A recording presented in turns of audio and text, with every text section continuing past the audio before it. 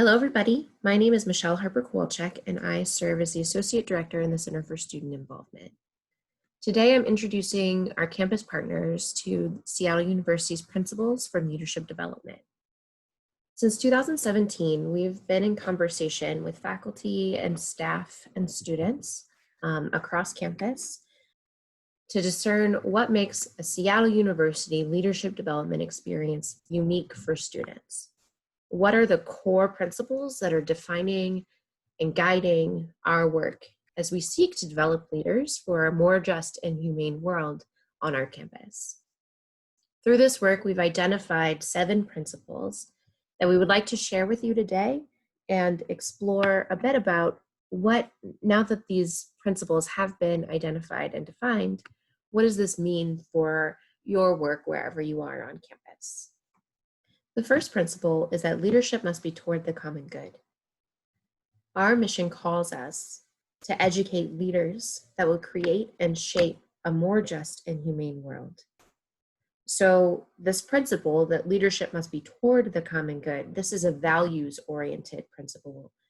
It's an affective piece, an orientation that we're hoping to instill in our students. The second principle is that leadership is grounded in personal values, spirituality, and integrity. While at SU, we're expecting our students to be discerning their personal values, interrogating and identifying the source of those values, growing in their integrity and reflection, and re-examining their values as they change over time. The third principle is that leadership is shaped by personal identities and social location. By examining their personal social location, they have a better sense of their community cultural wealth. They're better able to identify and mitigate privilege that they hold.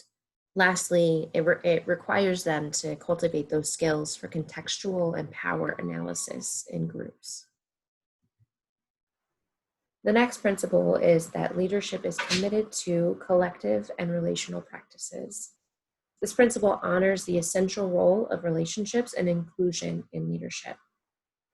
It honors that every person has a voice and meaningful contributions. Therefore, leaders must be able to build relationships, collaborate effectively with others, and create processes that center voices from the margins to ensure that they are heard. Leadership requires practical and cognitive skills. These skills include things like critical thinking and inquiry that expand beyond and across disciplines. Things like time management or management of self, so that they are able to be impactful and competent when they are out in the field. But it also covers practical skills that might be more specific or expected for their field of study. These skills can be mapped directly to the undergraduate learning outcome that students should be adept in their respective discipline by the time that they leave us at Seattle U. Our first concentric circle is that leadership is practiced in context. I described the first 5 principles that we've discussed. Those are the skills, the knowledge, the orientation that prepares a student to practice their leadership. So this principle is the demonstration of those skills expected in the field of study. It also includes problem solving, adaptability to context. And lastly, it's the resilience that really can only come through practice and trying and feeling better next time. We know that we're seeking to develop leaders for a more just and humane world. And that requires vision and imagination to see what that world could be beyond what is in front of us today, and having the skills to be able to influence change and bring about innovation so that we get closer to the just and humane world that we seek. So in these 7 principles, we've talked about the common good being a central orientation or guide point for our students' leadership. We've identified 4 domains or principles that we want students to dig deeper in so that they understand themselves better, their personal leadership better, how to work with others better, and have the practical skills to be effective in whatever their field of study is.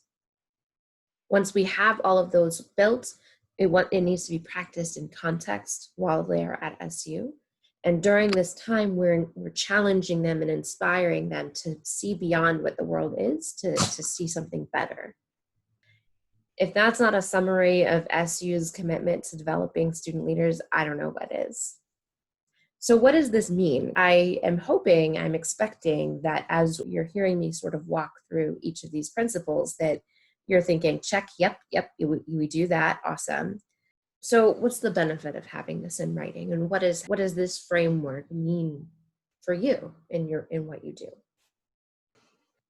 Student leadership training, student leadership development throughout the year, how you advise your students, how you assess your students. What does this mean in the context of your work?